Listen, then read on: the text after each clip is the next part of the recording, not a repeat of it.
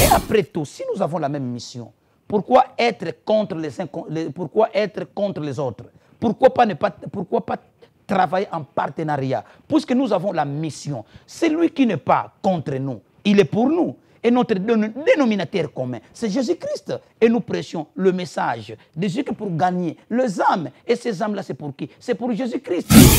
Salutations à tous nos bien-aimés qui nous suivez. Vous qui suivez les Amis de l'Autriche, précisément Génération chrétienne, votre rubrique chrétienne. Ce soir, nous avons un invité particulier et spécial à qui j'aimerais laisser le soin de se présenter lui-même. Gloire à Dieu, gloire à Jésus-Christ. Merci. Je suis le pasteur Naki Pedro Mumeso. Je suis le berger dans l'église Mission Nouvelle Alliance, Vienne, Autriche. Je crois qu'en bref, c'est ce que je peux dire, mais s'il y aura des questions, je suis à votre entière disposition. Que Dieu vous bénisse. Bonsoir, révérend pasteur Naki Pedro. Bonsoir, bien-aimé. Nous sommes dans la joie de vous recevoir sur les Amis de l'Autriche, notre plateau. Merci, à moi autant. Afin de parler sur notre thème de cette soirée qui est Jésus-Christ revient. Révérend pasteur, avant de commencer, laissez-nous un peu parler de votre personne. Quand nous avons reçu, beaucoup de personnes nous ont posé cette question de savoir pourquoi est-ce que, premièrement, avant de dire pasteur, on dit révérend pasteur Naki. Et les gens ont voulu savoir c'est quoi la différence entre révérend et pasteur. Que Dieu vous bénisse pour cette question. D'abord, si nous lisons dans Éphésiens chapitre 4, verset 11, il est écrit « C'est lui qui a donné les uns comme apôtres, les autres comme prophètes, les autres comme évangélistes, les autres comme pasteurs et docteurs. » Je me limite d'abord là-bas au verset 11. Oui. Donc, ce que je viens de citer ici, ce que je viens de lire dans ces versets, ce sont du moins les 5 ministères. Les 5 ministères que Dieu a donnés à l'Église. Alors, ces ministères, ce sont des fonctions. Donc, apôtre, c'est une fonction. Et prophète, c'est une fonction. Évangéliste, c'est une fonction. Et pasteur ou berger, c'est une fonction. Docteur ou enseignant, c'est une fonction. OK. Alors, maintenant, révérend. Révérend, ça, c'est un titre honorifique. Je viens. C'est un titre honorifique pour honorer, du moins, l'homme de Dieu. Je donne un exemple. Dans le Parlement, il y a des députés, mais on l'appelle honorable Jean.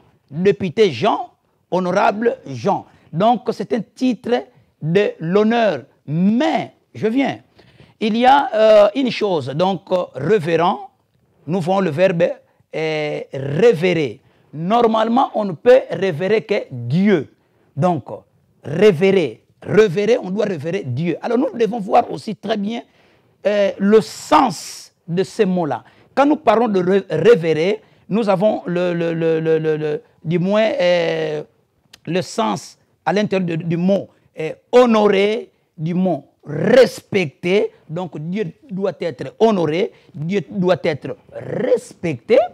Et je crois que ce n'est pas aussi mauvais quand un homme de Dieu est honoré. Et la Bible n'est pas contre ça, de honorer ou bien de respecter un homme de Dieu. Et d'ailleurs, quand nous allons dans Éphésiens, c'est écrit aussi que les enfants respectent, que les enfants honorent leurs parents. Donc, le respecter, les honorer. Donc, je ne vois pas ça dans un mauvais sens. Je ne dis pas que quand on dit révérend, donc là, on veut placer automatiquement au même pied d'égalité l'homme de Dieu et Dieu lui-même. Non, c'est dans le sens de respecter l'homme de Dieu, de lui donner son honneur. Et d'ailleurs, on dit que donner le double honneur à l'homme de Dieu, le double honneur.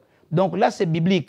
Alors là, moi, quand quelqu'un m'appelle révérend, je vois ça dans le sens du respect.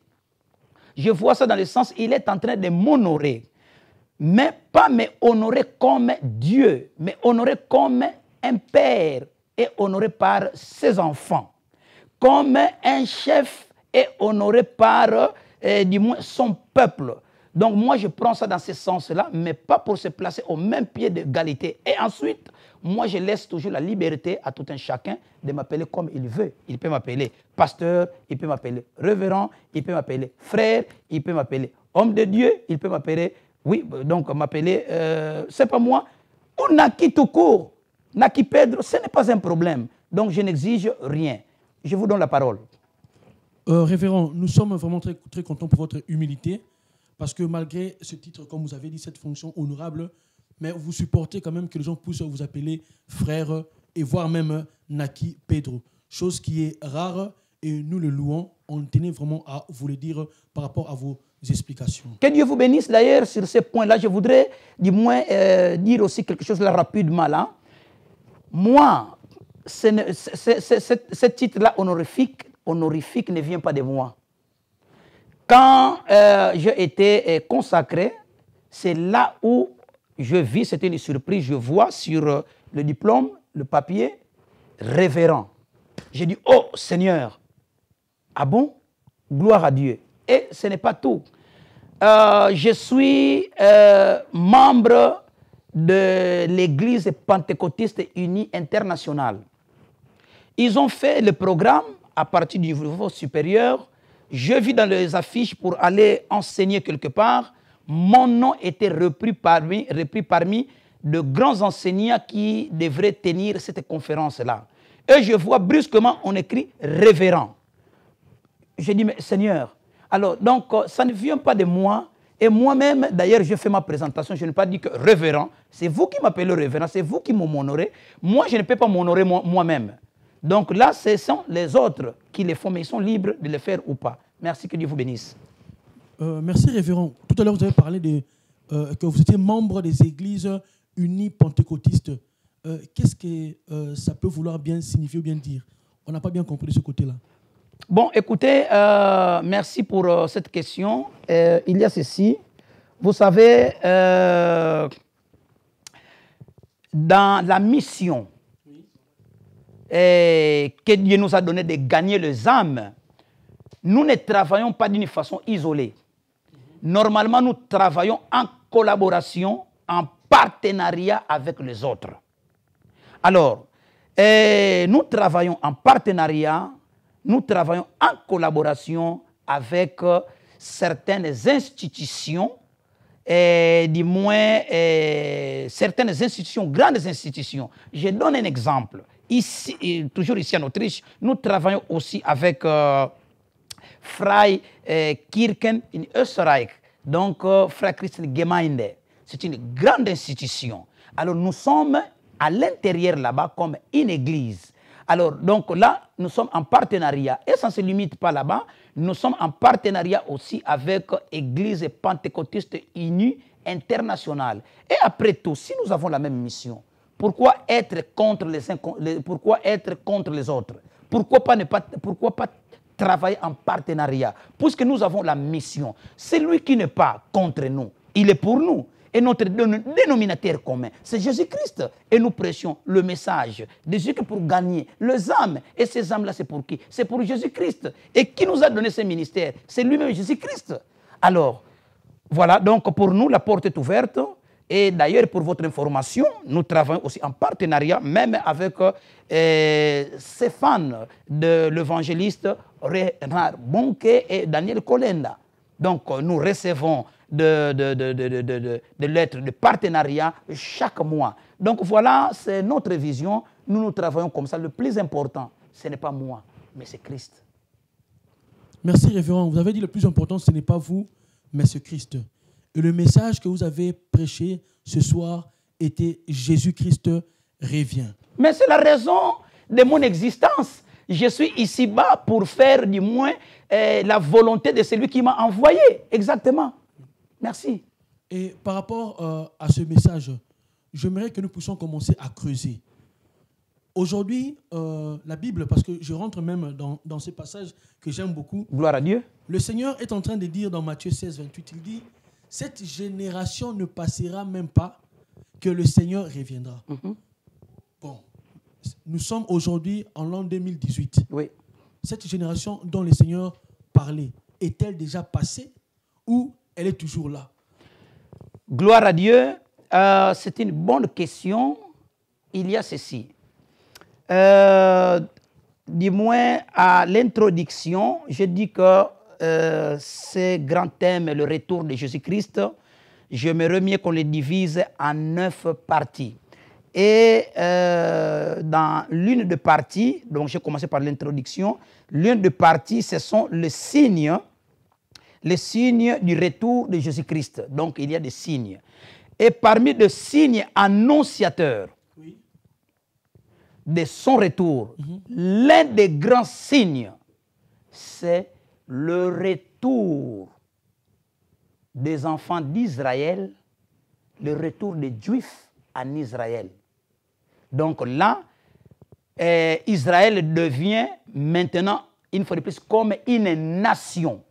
Et cela s'est fait le 15 mai 1948, que c'était déclaré que Israël est devenu une nation. Donc cette génération-là de 1948 ne passera pas avant que toutes ces choses-là s'accomplissent, donc avant le retour du Seigneur. Donc ne comptons pas à partir de l'an 1800 au 1700. Raison pour laquelle je dis que vraiment c'est un sujet tellement délicat. Je souhaiterais qu'on avance petit à petit, comme on dit en allemand, langsam, en anglais, step by step. Et pour bien comprendre, et d'ailleurs, nous allons faire ceci, quand je donne ce thème-là, c'est parmi le 9, et ensuite nous passons à des séries de questions-réponses. Et comme vous êtes là, vous êtes en même temps la bouche des autres et les oreilles des autres. Donc voilà ce que je disais une fois de plus. Nous pouvons compter l'un des signes à partir du retour des enfants des Juifs en Israël. Révérend, excusez-moi, j'aimerais poser une question encore. Vous êtes libre, vas-y. Quelle est la vraie raison du retour de Jésus-Christ? Parce qu'il doit y avoir une raison. Oui, quelle est la vraie raison du retour de Jésus-Christ? Bien-aimé, waouh! Que Dieu vraiment te bénisse, vraiment pour des questions sages. Et je sais que le monde nous suit. Les raisons et le but du retour de Jésus-Christ. D'abord, comme le temps nous fait défaut, je sais que nos auditrices, auditeurs auront le temps eux-mêmes de lire dans la Bible. Je vous en prie, soyons comme les chrétiens de Béret. Ils écoutent le message et ils prennent leur temps d'ouvrir la Bible pour vérifier ce que l'homme de Dieu avait parlé, si il était en dehors ou bien il était dans le message. Ok, donc quelles sont les raisons ou bien le but du retour de Jésus-Christ? Pourquoi est-ce que Jésus-Christ doit revenir? Bien-aimé, d'abord, je dirais ceci. Avant de dire pourquoi est-ce qu'il doit revenir, je dois d'abord dire pourquoi est-ce qu'il était venu la toute première fois. Pourquoi? Puisque maintenant il revient. Alors, le but exprès de la première venue de Jésus-Christ ici-bas était pour donner sa vie comme rançon pour plusieurs. Là, c'est dans Matthieu chapitre 20, verset 28. Donc, bien-aimé, et pour sa deuxième venue maintenant, puisqu'il est venu, il a donné sa vie comme rançon pour plusieurs. Il a accompli la mission selon le plan de Dieu, selon l'agenda de Dieu. Après avoir accompli cette mission-là, raison pour laquelle sur la croix, il a dit « tout est accompli ». Et il est parti. Mais, quand il a dit « tout est accompli », il est mort. mort certifiée, que vraiment il était mort, Jésus-Christ. Et il a fait 3 jours dans les tombeaux. Et le 3e jour, il est ressuscité. Et après la résurrection, il a passé 40 jours avec ses disciples. Ils ont vu Jésus-Christ, ils ont parlé avec Jésus-Christ, ils ont mangé encore avec Jésus-Christ. Bien aimé, c'est un mystère qui ne s'est jamais s'opérer depuis que le monde existe. Et Jésus-Christ a pris encore le temps de leur enseigner pendant ces 40 jours-là. Donc, il a complété du moins ce qu'il devrait faire, ce qu'il ne devrait faire qu'après sa résurrection.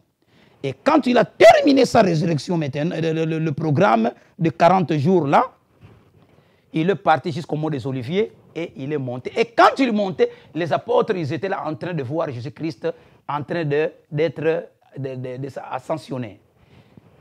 Directement, 2 anges sont apparus. Qu'est-ce qu'ils ont dit? Oh, les habitants de Jérusalem, qu'est-ce que vous regardez? Le Christ, c'est Jésus-là que vous êtes en train de voir qui monte.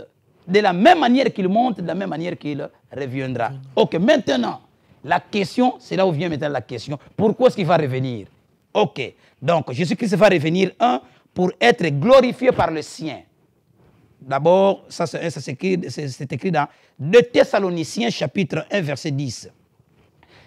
Jésus-Christ va revenir, il revient pour mettre la royauté de Dieu. Donc pour remettre la royauté de Dieu, donc pour remettre la royauté à Dieu le Père. Il reviendra pour remettre la royauté à Dieu le Père. Là c'est dans 1 Corinthiens chapitre 15 verset 24. Jésus-Christ va revenir pour régner sur le monde. Il va régner sur le monde. Il va régner sur le monde. Ce n'est pas moi qui le dis, mais c'est lui-même qui a dit. Lui, Jésus-Christ, c'est écrit dans Apocalypse, chapitre 11, verset 15.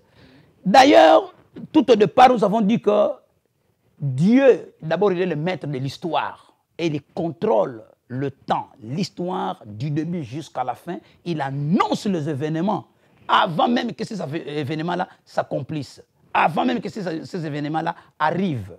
Et il est écrit aussi, le ciel et la terre passeront, mais sa parole jamais ne passera.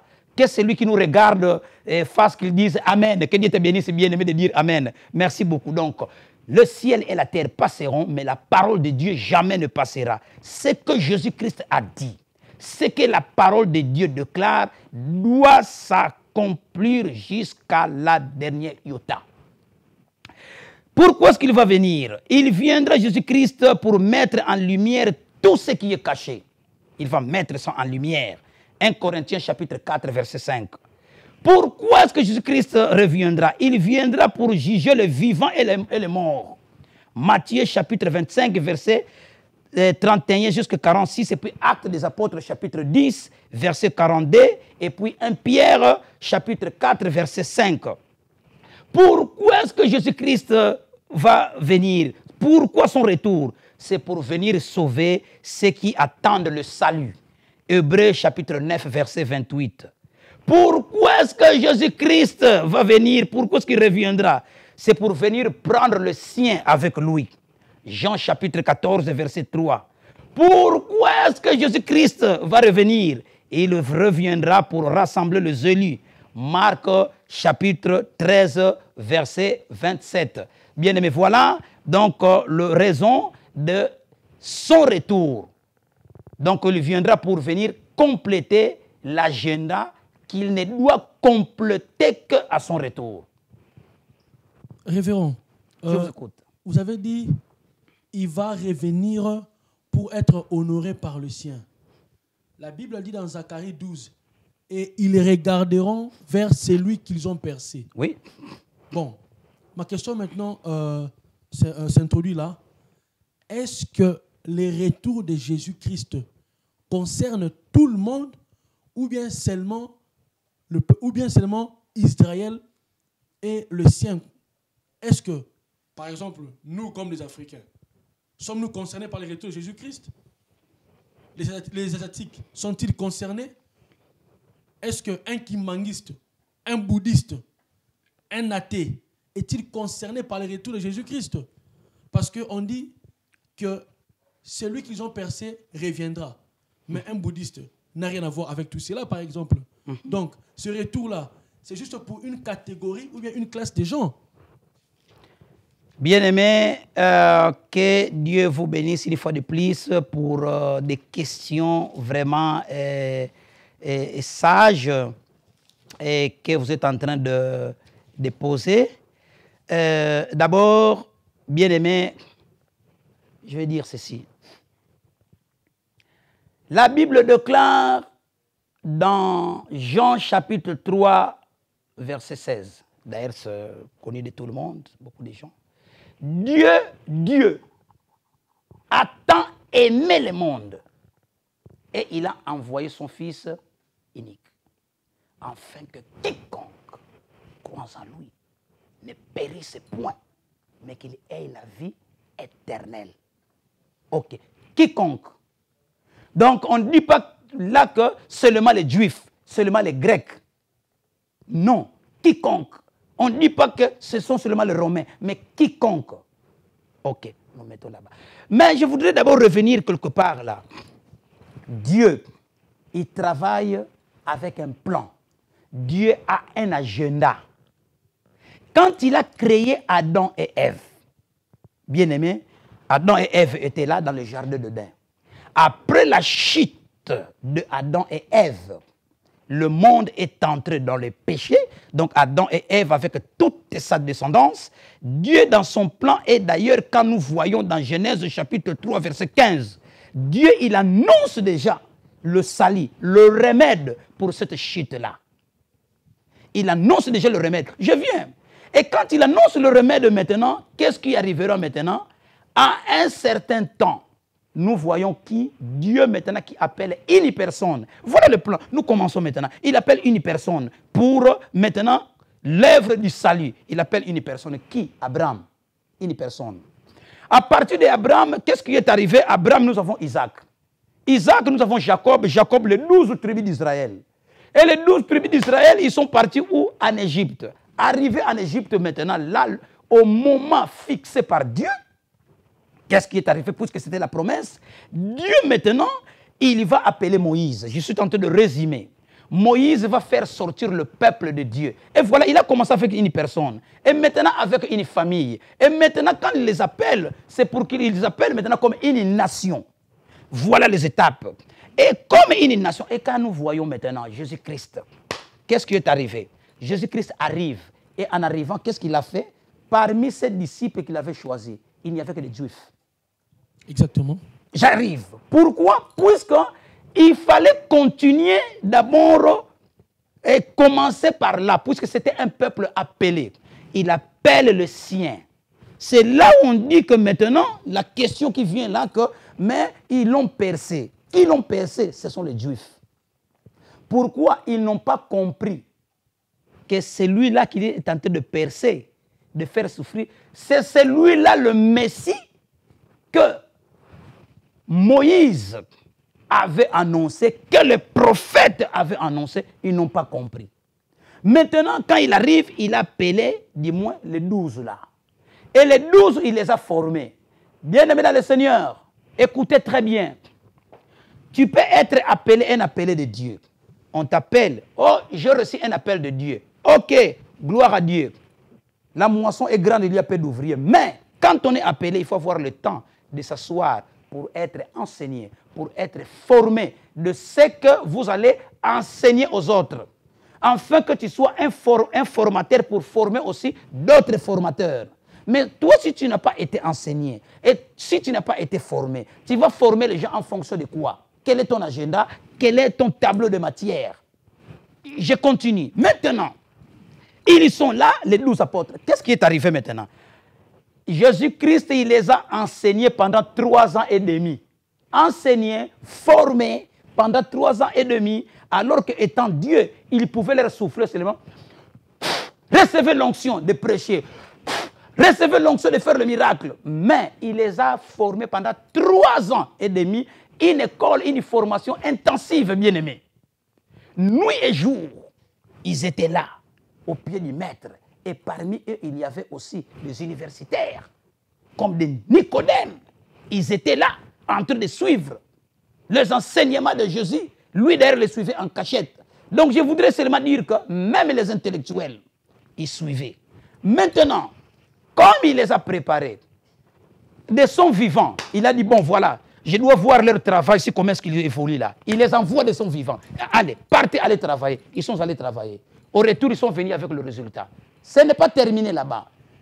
Quand Jésus-Christ est mort, après maintenant sa résurrection, encore 40 jours de formation pour compléter. Et quand, pour compléter la formation, et après cela, il les a dit que non, ne quittez pas encore Jérusalem, restez ici. Voilà encore. Vous devrez attendre quelque chose. Quelle chose? Le Saint-Esprit maintenant.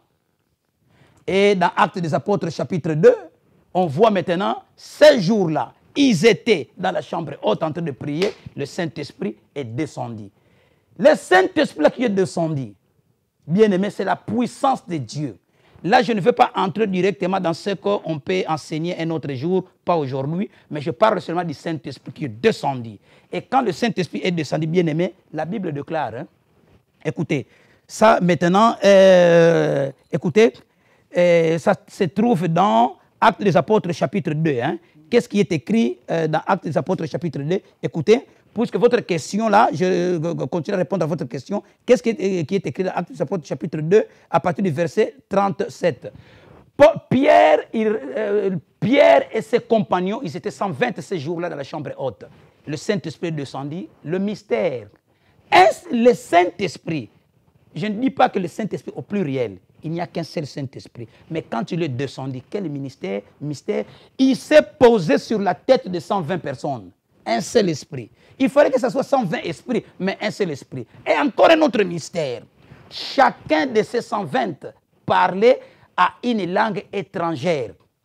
Et le mystère encore, la Bible déclare que ces jours-là, c'est écrit dans la Bible, les gens qui sont venus de part et d'autre du monde, chacun entendait les apôtres parler à sa langue maternelle. Donc si tu es, c'est pas moi, de la Libye, tu entends la langue du Libye, de la Libye. Si tu es éthiopien, tu entends la langue de l'Éthiopie. Si tu es chinois, tu entends la langue. On dit bien, ces gens-là sont arrivés, ils sont venus de tous les coins du monde. C'est écrit dans la Bible ici, bien-aimé. Alors maintenant, chacun les attendait à sa propre langue. Maintenant, qu'est-ce qui est arrivé, bien-aimé? Je rentre maintenant ici. Jésus-Christ dans Matthieu chapitre... Donc là, ils ont reçu le Saint-Esprit. Et en recevant le Saint-Esprit, ils ont commencé maintenant leur travail. Maintenant, dans Matthieu chapitre 28, verset 18, il est écrit, Jésus s'approcha et leur parla ainsi. Tout pouvoir m'a été donné dans le ciel et sur la terre. Allez, faites de toutes les nations des disciples. Toutes les nations. Donc Jésus-Christ, il n'est pas seulement pour les Juifs. Jésus-Christ, il n'est pas... Oh, mais c'est lui-même qui l'avait déclaré. Mais je dis bien, Jésus-Christ avait un agenda. Même quand on veut conquérir une nation, on commence comment? On commence la guerre quelque part dans un coin géographique bien limité et on commence à avancer. C'est ainsi nous allons voir aussi... voilà. Donc il dit... Allez et faites, là je suis en train de lire dans Matthieu chapitre 28, à partir du verset 18, maintenant je suis dans le verset 19.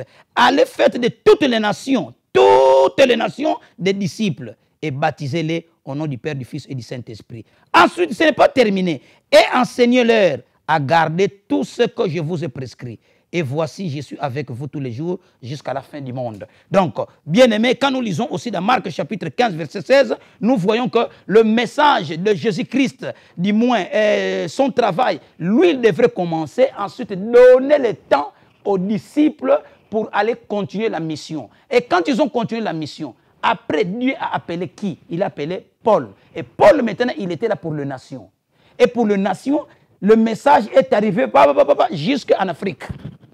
Europe, Afrique, et partout dans le monde entier. Donc, Dieu, il travaille en fonction d'un agenda, et maintenant, il est écrit même que le message doit arriver jusqu'aux confins de la terre. C'est ainsi que sera la fin du monde. Donc, il faut que ce message arrive à toutes les nations, que tout le monde entende ça. Donc, que ce soit les Américains, les Africains, les Asiatiques, donc tous les 5 continents.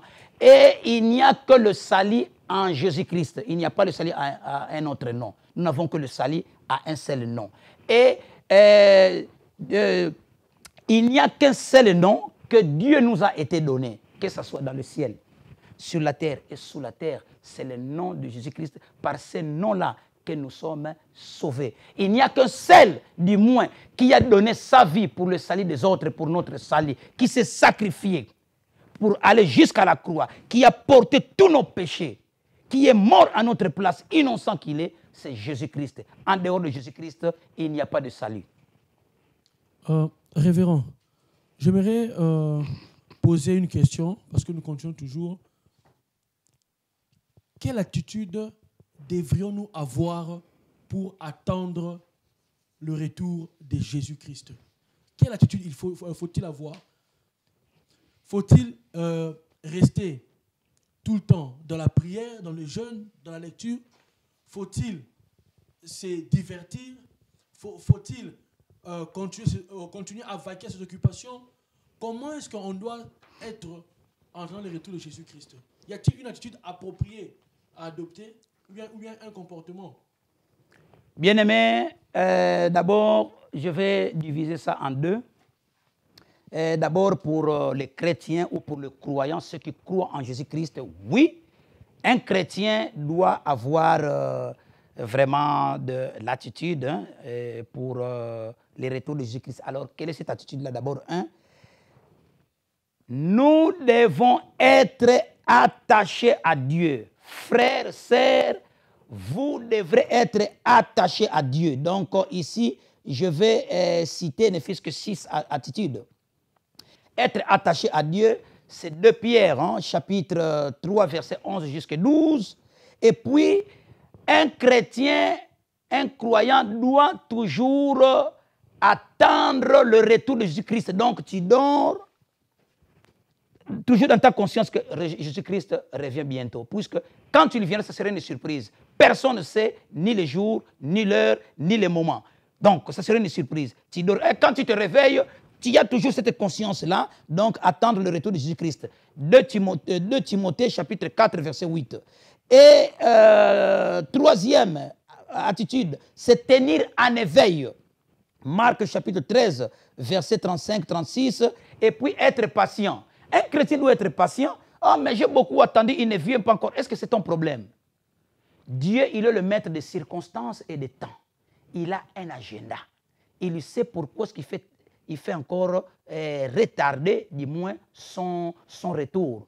Puisque toi, si tu es déjà sur le bon chemin et que ton salut est déjà assuré d'après vous-même ou d'après toi. Mais pour les autres maintenant, Dieu, il est patient, il attend qu'un tel aussi change le cœur. Bien aimé, quand on voit aujourd'hui dans le monde, beaucoup de gens sont en train de changer le cœur, puisqu'on ne suit pas vraiment tellement l'actualité. Donc il y a beaucoup de gens qui changent le cœur du jour au jour, qui donnent leur vie à Jésus-Christ. Et maintenant, si cette arrivée de Jésus-Christ-là était dans les années 80, donc il signifie que tous ces gens ici qui sont en train de changer le cœur, ils allaient partir en enfer. Voilà, donc ça, nous devons être patients. Et d'ailleurs, nous devons, donc là c'est Jacques chapitre 5, verset 7-8, et puis tenir ferme, Apocalypse chapitre 3, verset 11 jusqu'à 12, et pour terminer, donc, attitude de chrétien par rapport au retour de Jésus-Christ, nous devons prier pour le retour de Jésus-Christ. Un chrétien doit prendre ça comme un devoir, de prier pour le retour de Jésus-Christ. Donc là c'est 1 Corinthiens chapitre 16, verset 22, aussi Apocalypse chapitre 22, verset 20. Voilà l'attitude que nous devons adopter vis-à-vis du retour de Jésus-Christ. Jésus-Christ revient bientôt. Voilà le message capital, bien-aimé, qui m'amène ici, dans cette émission. Et c'est là, depuis que je suis ici dans ce pays, Dieu a mis ça dans mon cœur. Et je le sens bouillonner. Ce message dans mon cœur, Dieu me prend comme l'une de ses sentinelles pour annoncer son retour, pour annoncer son retour. Je me limite d'abord là-bas pour ne pas beaucoup parler ou bien pour ne pas beaucoup monopoliser du moins notre dialogue avec mon bien-aimé. Vous êtes aussi un homme de Dieu, puisque je vois, oui, un serviteur de Dieu, et je crois que vous avez aussi un ministère, puisque le genre de questions que vous posez, ce sont des questions qui amènent à réfléchir, et je sais que beaucoup qui suivent cette émission, ils seront bénis à partir de vos questions aussi. Que Dieu vous bénisse. Dieu vous bénisse également, révérend. Révérend, nous sommes en train de tendre vers la fin de notre émission. Il y a une question qui me vient à l'esprit subitement. Beaucoup de gens aiment savoir, mais le bientôt de Jésus, est-ce que c'est une légende? Est-ce que c'est une blague? Parce que normalement, dans le jargon humain, quand une personne dit bientôt, ça ne prend même pas deux jours, une semaine. Mais tout le monde dit c'est bientôt là, on ne comprend plus. Est-ce qu'il y a-t-il une date précise? Parce que nous avons vu, il y avait des prédictions ici, des Mayas, les calendriers avec la date du 21 décembre 2012. Mais c'est quand exactement c'est bientôt? Et puis, pourquoi est-ce que Jésus a utilisé cet adverbe de temps bientôt? Est-ce qu'il y a une raison appropriée à cela? Et puis, y a-t-il moyen de calculer exactement le jour exact de sa venue? Bien-aimé, c'est une bonne question. Et quand est-ce que vraiment il viendra? Et vous avez dit encore, donc quand est-ce qu'il viendra? Quand est-ce qu'il viendra? Et y a-t-il moyen de calculer exactement la date de son retour? Parce que nous avons vu depuis... D'abord, on nous avait annoncé à l'an 2000. Je me rappelle encore, à l'an 2000, beaucoup de personnes avaient passé des veillées dans les églises parce qu'on leur avait dit que l'an 2000, c'est l'année du retour de Jésus. Il n'est pas revenu. On nous dit le 21 décembre 2012, il n'est pas revenu. Y a-t-il une date exacte? Bien-aimé, d'abord, ça se trouve dans le tableau que j'ai donné, les 9 parties. Ce sont les 9 thèmes que nous allons aborder. Donc là, ça se trouve, si je ne me trompe pas, quand Jésus-Christ reviendra-t-il? Donc les signes du retour de Jésus-Christ. Donc là, je vois ça dans la 3e partie. Mais en bref, ce que je peux dire pour donner seulement une idée à nos frères et sœurs, du moins qui nous suivent, je serai du moins très bref. Donc là, le moment du retour de Jésus-Christ, en bref, dans Marc chapitre 13, verset 32, Marc 13, 32, il est écrit, donc le moment est inconnu. Donc, Dieu n'a pas révélé ce jour-là. Quand est-ce que Jésus-Christ reviendra? Dieu n'a pas révélé ce jour-là. Mais nous allons entrer dans le détail au moment opportun. Mais je vais dire ceci, bien-aimé, ça c'est la ruse du diable. Si vraiment nous sommes des chrétiens, si vraiment nous lisons la Bible, la parole de Dieu, chaque chrétien devrait comprendre que quand quelqu'un nous annonce une date précise, c'est que c'est du mensonge. C'est du mensonge, puisque c'est bien écrit. Je viens de donner rien qu'un seul verset, mais je vais compléter d'autres versets au moment opportun. Alors maintenant, vous savez, ça c'est la ruse du diable. Quand nous étions des jeunes, qu'est-ce qui est arrivé? On partait, puisque nous, pendant le congé, on allait au village. Ok. On allait au village, et là au village, il y avait, du moins surtout le samedi, on se rencontrait les jeunes et on partait à la rivière pour aller plonger et aller prendre bain. Ok, à la rivière, on est là, tout le monde, c'était une fête, on amène la nourriture.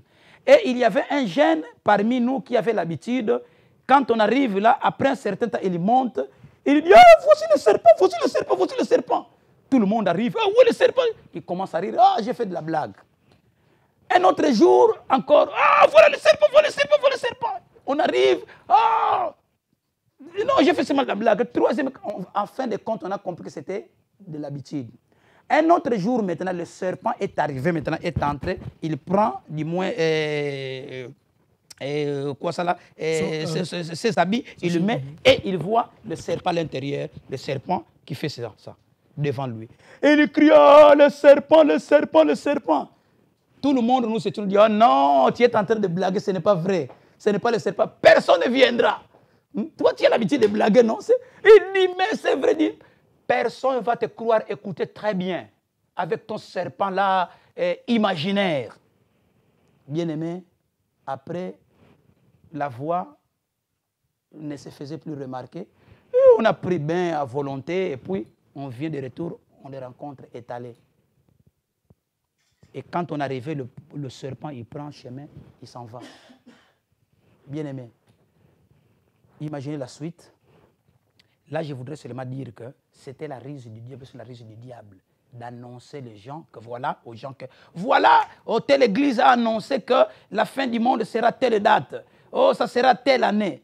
Bien-aimé, ça c'est pour nous amener à la distraction et de ne plus croire à ces moments vraiment opportuns quand Jésus-Christ reviendra. C'est ainsi aujourd'hui. Je lance ces messages-là.